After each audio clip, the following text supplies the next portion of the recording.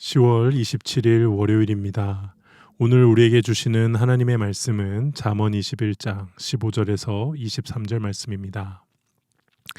정의를 행하는 것이 의인에게는 즐거움이요 죄인에게는 패망이니라. 명철의 길을 떠난 사람은 사망의 회중에 거하리라. 연락을 좋아하는 자는 가난하게 되고 술과 기름을 좋아하는 자는 부하게 되지 못하느니라. 악인은 의인의 속전이 되고 사악한 자는 정직한 자의 대신이 되느니라. 다투며 성내는 여인과 함께 사는 것보다 광야에서 사는 것이 나으니라. 지혜 있는 자의 집에는 귀한 보배와 기름이 있으나 미련한 자는 이것을 다 삼켜 버리느니라. 공의와 인자를 따라 구하는 자는 생명과 공의와 영광을 얻느니라. 지혜로운 자는 용사의 성에 올라가서 그 성이 의지하는 방벽을 허느니라. 입과 혀를 지키는 자는 자기의 영혼을 환난에서 보존하느니라. 아멘. 계속해서 잠언 21장의 말씀을 살펴보고 있습니다. 지난 본문에서 13절 14절에 정의와 사랑을 악의적으로 왜곡하는 그 악인의 형태가 부정적으로 소개된 이후에 그 정의를 시행하는 것이 얼마나 중요한지를 강조하고 있는데요. 15절입니다. 정의를 행하는 것이 의인에게는 즐거움이요 죄인에게는 패망이니라. 지난 본문 3절에서 의와 공평을 행하는 것을 제사보다 우리 주님이 하나님이 기뻐하신다고 했습니다. 그렇게 이 정의를 행하는 이 실천은 의인 자신에게도 기쁨이 된다는 것입니다. 즉 의인이란 누구입니까? 하나님의 기쁨에 동참하는 사람입니다.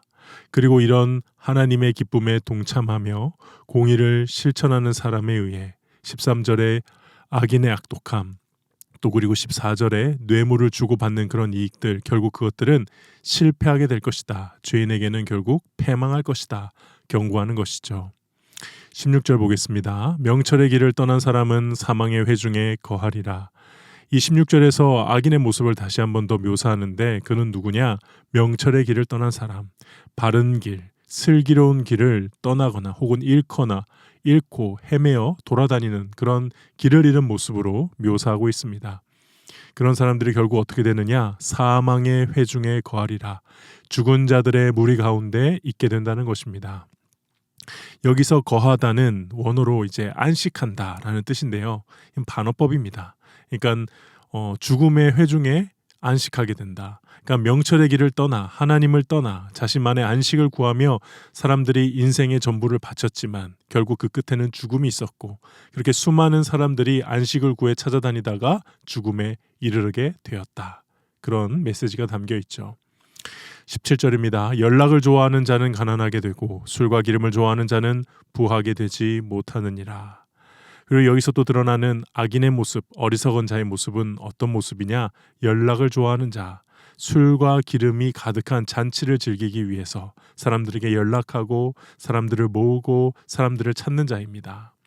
성경에서 때로는 술과 기름이 하나님의 선물이며 특히 포도주가 이게 어떤 기쁨을 상징하기도 하는데요. 여기서는 사람이 습관적으로 잔치와 축제와 막 향락을 추구하며 살다 보면 결국 가난하게 될 것을 그것이야말로 어리석은 자의 길임을 경고하고 있습니다. 18절은 악인은 의인의 속전이 되고 사악한 자는 정직한 자의 대신이 되느니라. 조금 이해하기 힘든 좀 문장이 어려운 표현인데요. 그러니까 결국 의인이 받게 될 징벌의 자리에 악인이 대신하게 될 거라는 의미입니다. 의인이 받게 될 징벌의 자리에 악인이 대신하게 될 거다. 여기서 속전이란 단어는 히브리어로 코페르, 그러니까 속죄의 물이라는 것이고요. 그 대속할 때 내는 돈이나 이렇게 짐승을 가리킵니다. 그러니까 사실 잘 생각해 보면 논리적으로 맞지가 않아요. 속전은 누가 내야 되느냐? 죄인이 내는 거죠. 근데 의인은 속전을 낼 필요가 없거든요. 근데 이거는 지혜를 담은 의유적 표현이라고, 은유적인 표현이라고 봐야 할 것 같습니다. 그러니까 의인이 당하게 되는 그 시련, 그거를 악인이 대신 당하게 될 것이다.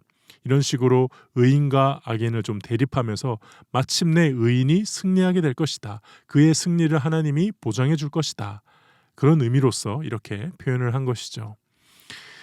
19절에 다투며 성내는 여인과 함께 사는 것보다 광야에서 사는 것이 나으니라. 지난 본문에서 9절에 비슷한 말씀 한번 나왔었죠. 근데 좀 더 19절이 심화되었어요. 9절에는 다투는 여인이었는데 여기서는 다투며 성내는 여인.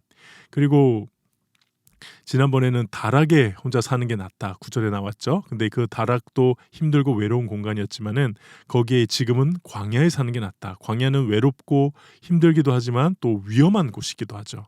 그러니까 더 이렇게 확장되어서 더 심화되어서 말씀을 하고 있는 겁니다. 그러니까 역설적으로 결국 부부가 서로 다투지 않고 사랑하며 화목하게 지내는 것, 그렇게 행복하게 사는 인생이야말로 참된 지혜로운 인생이다. 그런 거를 강조하고 있는 것이죠.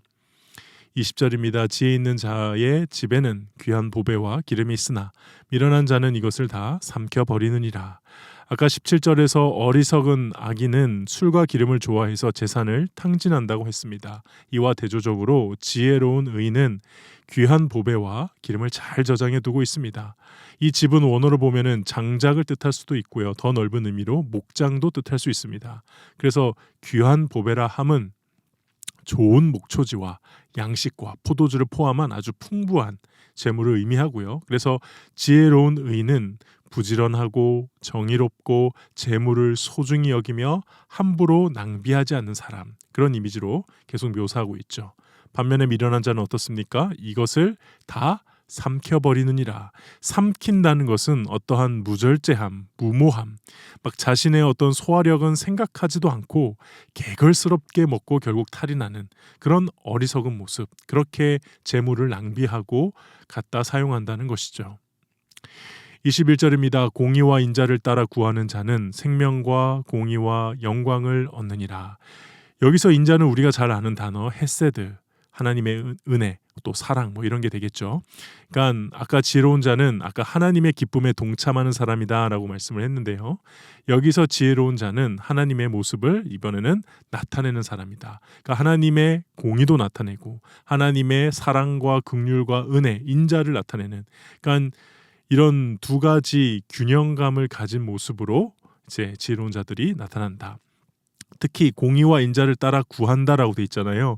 여기서 구하다는 사냥하다라는 뜻이 있습니다. 그러니까 간절하게 열정적으로 우리가 사냥할 때 저 먹이를 잡기 위해서 정말 최선을 다해 노력하는 그런 맹수들처럼 열정적으로 그것을 구한다라는 거죠.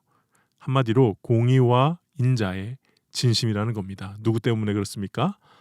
하나님이 그러시기 때문에 그렇습니다. 22절입니다. 지혜로운 자는 용사의 성에 올라가서 그 성이 의지하는 방벽을 허느니라. 여기서는 지혜로운 사람의 이미지가 전투적인 군인의 모습으로 등장합니다. 용사들은 자기의 힘과 무기와 전략으로 성을 지키고 있습니다. 그러나 하나님을 닮은, 하나님과 동행하는 참된 지혜자는 그런 난공불락의 성도 홀로 무너뜨릴 수 있는, 그만큼 그와 함께하고 계시는 하나님이 크시다. 그래서 그는 어떤 고난과 난관도 극복할 수 있는 지혜로운 자다, 이렇게 이야기하는 것이고요. 23절 마지막입니다. 입과 혀를 지키는 자는 자기의 영혼을 환난에서 보전하느니라. 앞서 성에 올라가 방벽을 허느니라, 이거는 공격하는 이미지였죠. 이번에는 지키다, 수비하는 이미지입니다. 이전에 잠언 말씀에서 이 악인들이 의인에게 덫을 놓고 유혹하고 그런 말씀들이 우리 잠언 초기에 막 등장하지 않습니까? 이제 지혜로운 사람은 그런 유혹들로부터 자신을 지키는데 어떤 방식이냐? 입과 혀, 즉 말을 조심함으로, 입에서 나가는 말을 지킴으로 그런 악인의 공격에서 자신을 벗어날 수 있고 자신을 보존할 수 있다는 것이죠. 환난에서 보존한다는 것이죠. 오늘까지가 이제 오늘 본문에 해당되는 잠언의 말씀들입니다. 오늘 본문을 통해서 우리는 무엇을 묵상해 볼 수 있을까요? 저는 결국 하나님께서 이 지혜로운 자의 모습, 의인의 모습을 알려주시는데 이런 모습을 통해 하나님이 어떤 분이신지를 또 우리에게 알려주시는 것, 그런 것이 아닐까, 그런 묵상을 하게 됩니다. 흔히 잠언을 우리가 이 땅에서 지혜롭게 살기 위해, 잘 살기 위해 신앙인으로서 우리가 알아야 될 어떤 실천적이고 통찰력 있는 그런 격언이나 문구들이라고 생각을 하는데요. 물론 정말 그렇기도 하지만 그 말씀을 따라서 참된 지혜로운 삶을 사는 것은 결국 하나님을 닮은 삶을 말하는 것이구나. 그래서 하나님이 하나님께서 중요하게 여기시는 것을 나도 중요하게 여기는 것이 잠언에서 말하는 지혜자, 지혜로운 자들의 모습이구나. 그래서 하나님이 진심이신 것에 우리도 진심인 삶, 그렇게 하나님과 동행하는 것, 그것이 잠언에서 말하는 지혜구나.